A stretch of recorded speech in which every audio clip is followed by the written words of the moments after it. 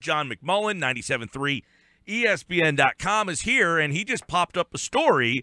If you were on the website, you would have seen it by now, but if not, here we go. John McMullen writes at 97.3 ESPN.com, the numbers are in, John, and that Jason Peters extension cleared up a little space. Yeah, and when we all heard it happen, that was going to be the obvious end game there. Is obviously the Eagles guaranteed him money essentially over the next 2 years to create a little cap space for this season. And it turned out to be just south of $5 million. So it was pretty significant as far as the short term and opening up some space. And that might come into play later this summer. Especially when we continuously talk about the cornerback position. If they have to eventually bring in a veteran, maybe that's cut in another city, they can now sort of have that space and that wherewithal to do it without, juggling other pieces. So it was a win-win for both sides, and that's generally how these things happen. Yeah, on paper, as you write, Peter signed a 3-year, $32.5 million extension, $15.5 of that guaranteed, and that cap now decreased nearly $5 million for the upcoming season, which, a lot of people said, look, the Eagles are capped out. They can't really do anything. They're not going to be able to add pieces. So as you kind of chronicle there, one of these veteran players gets freed. The Eagles have an opportunity now where they can get a higher quality or higher profile guy. Yeah, I still think ultimately you never know what's going to happen on the injury front, so that could always change things. But I still think there's got to be a body at some point added to this corner group, and most likely a veteran body. As I said, you look at some of the logical candidates. I'd say Kyle Fuller in Chicago, former first-round pick. A lot of people think he's eventually going to be out in Chicago. That might make a lot of sense here for Philadelphia. Sort of a new start, something of that nature. And hey, it's always, most teams don't spend directly up to the salary cap limit for good reason. There are a lot of injuries in this league for every team.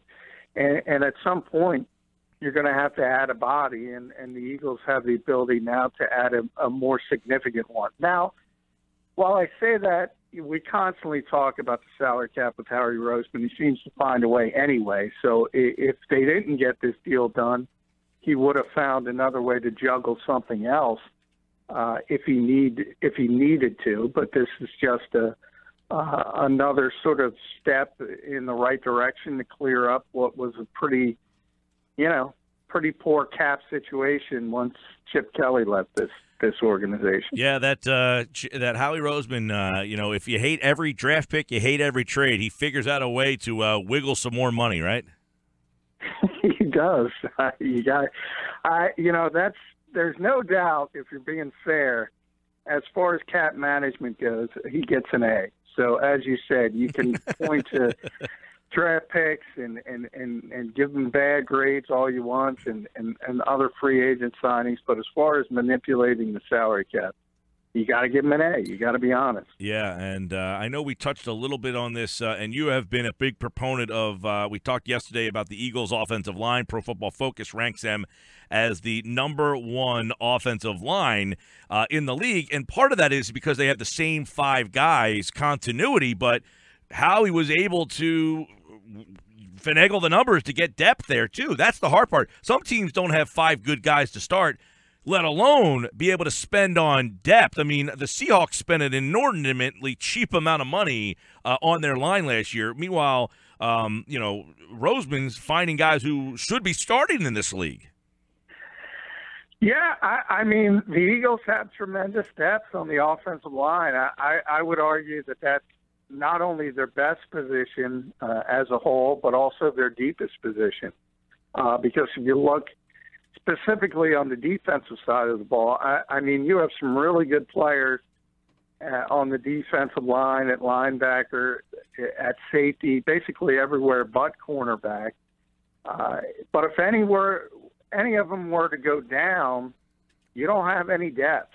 And it's not the case with the offensive line. I mean, almost wouldn't be a good offensive line, but you could probably put together an entire second unit that could at least hold its own and be professional at the NFL level.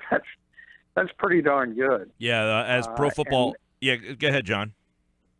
Yeah, I mean, that's all you can hope for as far as depth in this league, and the Eagles have a lot of it, especially on the interior. And then when you talk about the versatility, because of Alan Barber specifically, he can play so many different positions and play him at a plus level. That's helpful as well.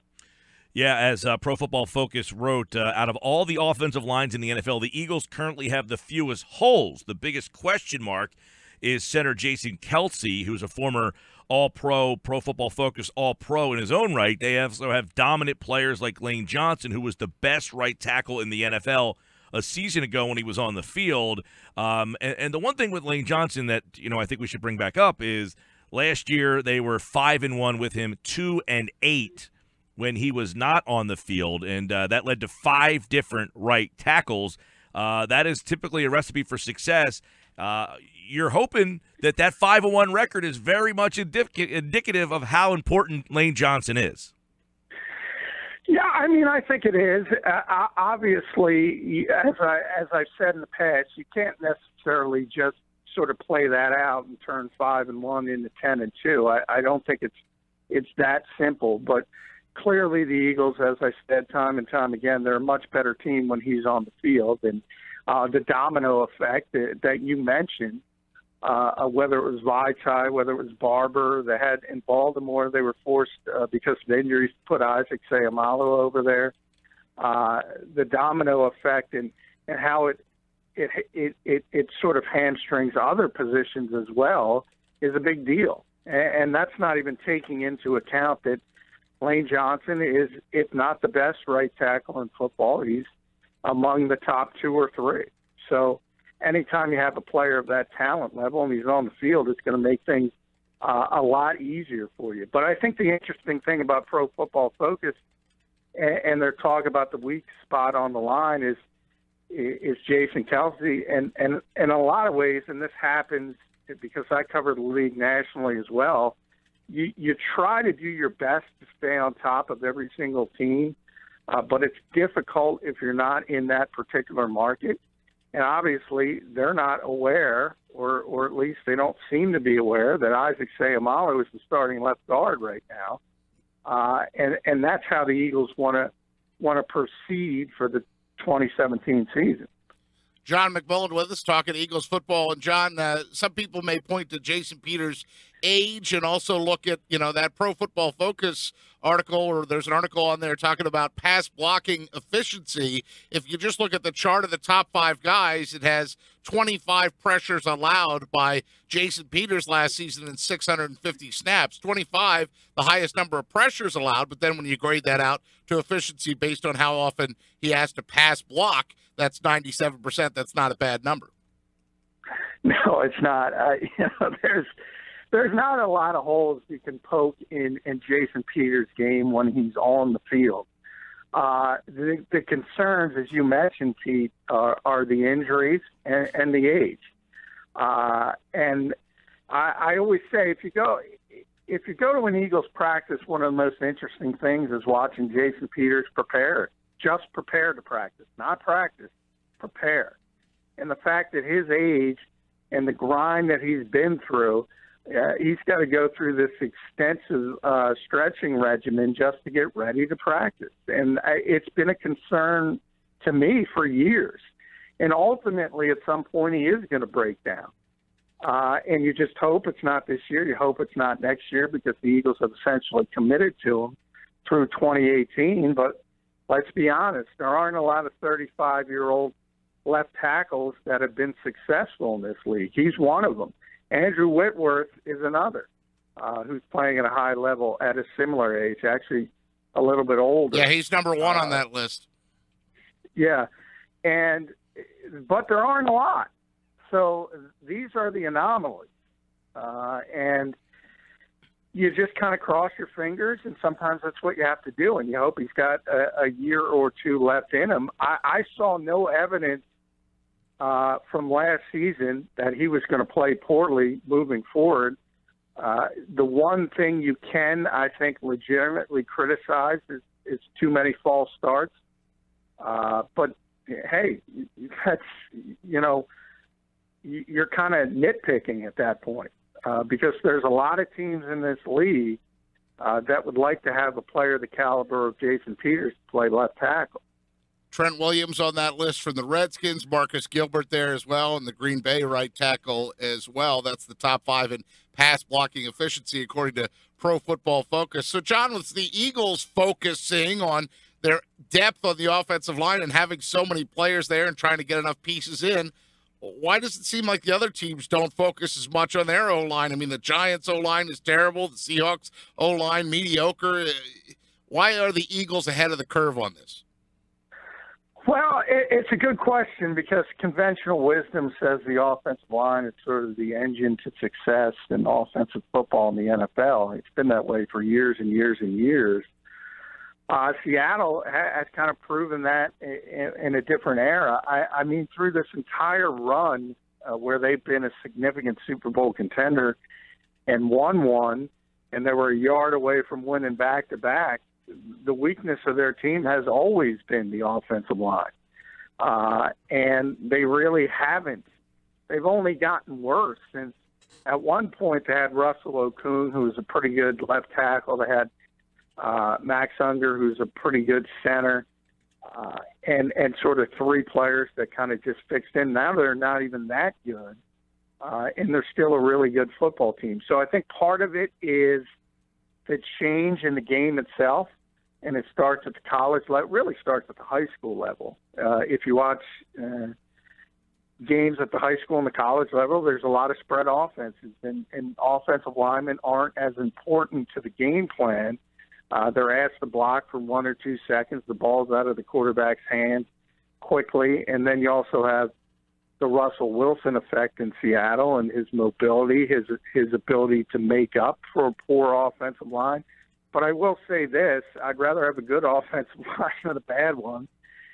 So I think the Eagles are in a good position from that standpoint, especially with the type of quarterback they have, and that's Carson Wentz, who's more of a he's got mobility skills, but he's more of a traditional drop-back passer. Speaking of spread offenses, Chip Kelly talking on the From Here to Adam podcast with Adam Schefter talked about the LaShawn McCoy trade and virtually admitted that wasn't handled the right way and that, John, he wishes he could go back and maybe, I don't know if they would take the trade back, but he certainly admitted that he would change the way it all went down. Well, it's good he admitted something. he claims he didn't try to trade for Marcus Mariota. But hey, and then you go back to Deshaun Jackson, and obviously, hey, Chip had a problem with big personalities in the locker room. I don't think it's a secret. And LaShawn McCoy was that, and so was Deshaun Jackson to a certain degree, and certainly from a football standpoint, he had too much confidence in his system. Yeah, and he's not the first coach. I would say more coaches than not in today's game believe their system is the star as opposed to the players. And it's proven time and time again that's just not the case in the NFL. It's a talent-driven league. And if you have talented players, it's probably a good idea to hang on to them. He also did say that he had a few options this offseason. He is open to return to coaching. He'll keep an open mind, but that he's going to try this television thing out and see where it goes. Yeah, well, of course. Do you see him taking a coordinator job? No, I don't. I don't. I just he doesn't. I don't think he has the ego to fit in, and more so from a head coach's standpoint. I don't think you would want Chip Kelly as your offensive coordinator for a couple of reasons. One, because of the high-profile nature of him.